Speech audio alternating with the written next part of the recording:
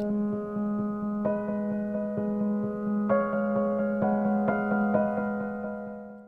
another question we have is, what's the difference between a title company and a closing attorney? And that's a very good question, because title companies are the ones that provide you with the escrow services and title insurance when you are going to buy a piece of property, or at the same time when you're going to sell property. A closing attorney typically will be someone who advises you and makes sure that the title company is doing the right thing, and that you're being properly treated, and that if there's a contract to be negotiated or anything else that needs to be negotiated, that it's being done properly. In many states, like in Florida, for example, though, most title companies are frequently owned by attorneys, and so the attorney kind of comes along with the title company.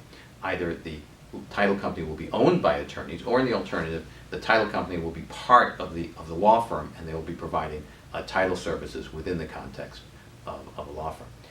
My preference is title companies that are probably owned by lawyers. I think it works better, and it seems to be sometimes less expensive and more efficient, but both models work. Other states have it differently, but frequently you will see lawyers involved in the real estate process. In New York, a lot of times the buyer has their own attorney, the seller has their own attorney, the bank has their own attorney, the title company has their own attorney, and sometimes even the realtors have their own attorney. And so you could go to a closing and you could see 4 or 5, sometimes even 6 attorneys involved in one transaction.